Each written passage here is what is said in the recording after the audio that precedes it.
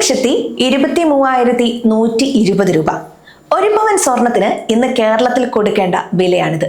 നിങ്ങൾ കേട്ടത് ശരിയാണ്. പവൻ വില 1.25 ലക്ഷത്തിലേക്ക് അടുക്കുന്നു. വെറും ഒരു ദിവസം കൊണ്ട് ഗ്രാമിന് കൂടിയത് 1,275 രൂപയാണ്. ഒന്ന് ആലോചിച്ച് നോക്കൂ. ഇന്നലെ വൈകുന്നേരം നിങ്ങൾ ഒരു പവൻ സ്വർണം വാങ്ങാൻ പ്ലാൻ ചെയ്തിരുന്നെങ്കിൽ ഇന്ന് കടയിൽ ചെല്ലുമ്പോൾ 10,000-ലധികം രൂപ നൽകണം. എന്താണ് ഇവിടെ സംഭവിക്കുന്നത്? നമ്മൾ എങ്ങോട്ടാണ് പോകുന്നത്? സത്യം പറഞ്ഞാൽ ഇതൊരു ചെറിയ കുതിപ്പല്ല. 22 ക്യാരറ്റ് സ്വർണത്തിന് ഗ്രാമിന് 15,390 രൂപ എന്ന നിലയിലേക്ക് കാര്യങ്ങൾ എത്തിയിരിക്കുന്നു. കഴിഞ്ഞ ജനുവരി 29-ന് സ്വർണ്ണവില 16,395 വരെ പോയി ഒരു റെക്കോർഡ് ഇട്ടിരുന്നു. നമ്മൾ വീണ്ടും ആ റെക്കോർഡിലേക്ക് ഓടിയടുക്കുകയെന്ന് തോന്നിപ്പോകുന്ന രീതിയിലാണ് ഇന്നത്തെ ഈ മാറ്റം. എന്തുകൊണ്ടാണ് പെട്ടെന്ന് ഇങ്ങനെയൊരു ചാഞ്ചാട്ടം? സാധാരണ സ്വർണ്ണവില കൂടുമ്പോൾ നമ്മൾ പറയാറുള്ള സ്ഥിരം കാരണങ്ങളല്ല ഇപ്പോൾ പുറത്തു വരുന്നത്. ഇവിടെ കാര്യങ്ങൾ കുറച്ചുകൂടി സീരിയസ് ആണ്. സ്വർണ്ണവിലയിൽ നമ്മൾ ഇതുവരെ കാണാത്ത ഒരു മാറ്റമാണ് കേന്ദ്ര സർക്കാർ കൊണ്ടുവന്നിരിക്കുന്നത്. ഇറക്കുമതി തീരുവ അഥവാ ഇമ്പോർട്ട് താരിഫ് വെറും 6% നിന്ന് 15% സർക്കാർ ഉയർത്തിയിരിക്കുകയാണ്. ഇത് കേൾക്കുമ്പോൾ വെറും ഒരു ശതമാനം മാറ്റമായി നിങ്ങൾക്ക് തോന്നാം. പക്ഷേ സ്വർണ്ണക്കടയിൽ പോയി ഒരു പവൻ സ്വർണം വാങ്ങാൻ നിൽക്കുന്ന സാധാരണക്കാരനെ സംബന്ധിച്ചിടത്തോളം ഇത് ആകാശത്തോളം ഉയരുന്ന വിലയുടെ തുടക്കമാണ്. അന്താരാഷ്ട്ര വിപണിയിൽ നടക്കുന്ന ചില വലിയ കളികൾ ഇതിന് പിന്നിലുണ്ട്. പ്രധാനമായും 2 കാര്യങ്ങളാണ് ശ്രദ്ധിക്കേണ്ടത്. ഒന്ന്, പശ്ചിമേഷ്യയിലെ സംഘർഷങ്ങൾ. ഇറാനും അമേരിക്കയും തമ്മിലുള്ള അസ്വാരസ്യങ്ങൾ കടൽ കടന്ന് സ്വർണ്ണ വിപണിയെയും പൊള്ളിക്കുകയാണ്. ഹോർമൂസ് കടലിടുക്കിലുണ്ടായ പുതിയ പ്രശ്നങ്ങൾ ക്രൂഡ് ഓയിൽ വിലയെയും സ്വർണ്ണ വിലയെയും ഒരേപോലെ മുകളിലേക്ക് തള്ളിക്കയറ്റുന്നു. രണ്ടാമത്തെ കാര്യം, ഡോളറിനെതിരെ രൂപയുടെ മൂല്യം ഇടിയുന്നതാണ്. ഡോളറിന് 95 രൂപയും കടന്ന് മുന്നോട്ട് പോകുമ്പോൾ സ്വാഭാവികമായും നമ്മുടെ നാട്ടിൽ സ്വർണത്തിന് വില കൂടും. വെറും സ്വർണം മാത്രമല്ല, വെള്ളി വിലയും മുന്നോട്ട് തന്നെയാണ്. ഗ്രാമിന് 320 രൂപയാണ് ഇന്നത്തെ നിരക്ക്. അതായത് 1 കിലോ വെള്ളിക്ക് 3,20,000 രൂപ.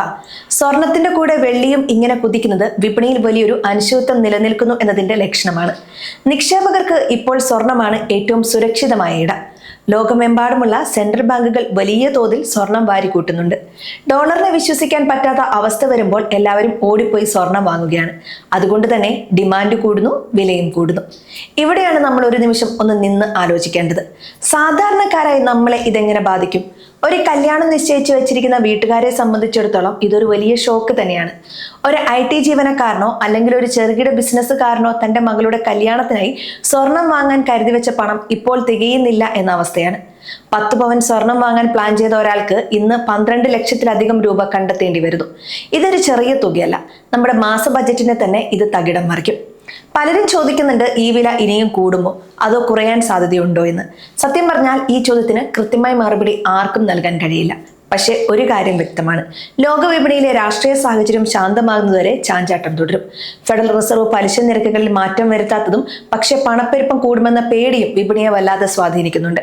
വരും ദിവസങ്ങളിൽ സ്വർണ്ണവില ആ പഴയ റെക്കോർഡ് നിരക്കായ 16,395 കിടക്കുമോ എന്നാണ് എല്ലാവരും ഉറ്റുനോക്കുന്നത്. ഇന്ന് സ്വർണം വാങ്ങാൻ നിൽക്കുന്നവരോട് എനിക്ക് പറയാനുള്ളതാണ്, ഇതൊരു വൈകാരികമായ തീരുമാനം എടുക്കേണ്ട സമയമല്ല.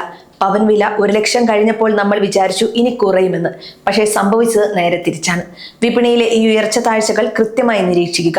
വലിയൊരു തുക ഒന്നിച്ച് സ്വർണത്തിൽ ഇടുന്നതിന് പകരം ഇത് വരും ദിവസങ്ങളിൽ എങ്ങനെ മാറുന്നു എന്ന് നോക്കി തീരുമാനം എടുക്കുന്നതാകും ബുദ്ധി. പ്രത്യേകിച്ചും ഈ റെക്കോർഡ് വിലയുടെ അടുത്ത് നിൽക്കുമ്പോൾ. ഇനി ഒരു കാര്യം കൂടി പറയാം. സ്വർണ്ണവില കൂടുന്നത് വെറും ഒരു ആഭരണത്തിന്റെ വില കൂടുന്നതായി മാത്രം കാണരുത്. അതൊരു സൂചനയാണ്. ലോക സമ്പദ് വ്യവസ്ഥയിൽ എന്തോ വലിയ മാറ്റങ്ങൾ നടക്കുന്നു എന്നതിന്റെ സൂചന. പണത്തിന്റെ മൂല്യം ഇടിയുമ്പോൾ സ്വർണം ഒരു സുരക്ഷാ കവചമായി മാറുന്നു. അതുകൊണ്ട് തന്നെ സ്വർണ്ണവിലയിലെ ഈ കുതിപ്പ് നിങ്ങളുടെ ഫിനാൻഷ്യൽ പ്ലാനിങ്ങിൽ ഒരു മാറ്റം വരുത്തേണ്ടതുണ്ടോ എന്ന് ആലോചിക്കാനുള്ള സമയം കൂടിയാണ്. ഇന്നത്തെ ഈ വിലക്കയറ്റം നമ്മളെ പഠിപ്പിക്കുന്നത് ഒരു പാഠമാണ്. പണം എവിടെ സൂക്ഷിക്കണം എന്നതിനെക്കുറിച്ച് നമ്മൾ കുറച്ചുകൂടി ഗൗരവമായി ചിന്തിക്കണം.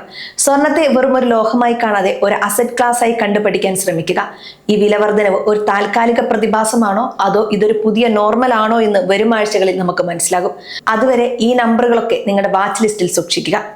ഈ വീഡിയോ വെറും അറിവിനായി മാത്രമുള്ളതാണ്. സ്വർണത്തിലോ മറ്റേതെങ്കിലും മേഖലയിലോ സാമ്പത്തിക തീരുമാനങ്ങൾ എടുക്കുന്നതിന് മുമ്പ് ഒരു സെബി രജിസ്ട്രേഡ് അഡ്വൈസറോട് ഉപദേശം തേടുക.